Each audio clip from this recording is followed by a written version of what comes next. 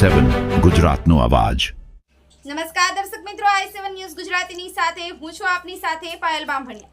તો જોઈએ આજના મહત્વના સમાચાર।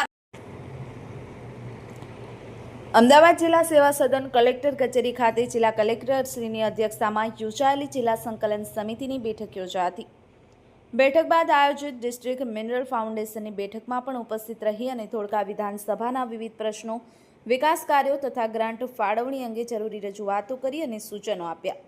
ખાસ તો ધોળકા તાલુકાના બદરખા ગામે જે પાણી ભરાયા છે તેના નિકાલ, ઝાખડા ગામે શાળાઓના ઓરડાઓની કામગીરી, ધોળકા વિસ્તારમાં જીઓડીસી દ્વારા ચાલતા કામો ઝડપથી પૂર્ણ કરવા તેમજ નર્મદા ફતેવાડી કેનાલોની સફાઈ બાબતે મહત્વપૂર્ણ સૂચનો કર્યા।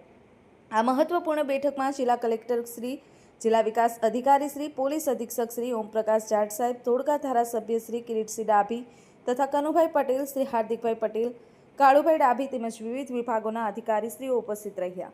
Shambhu Limbache, i7 news Gujarati, Dholka.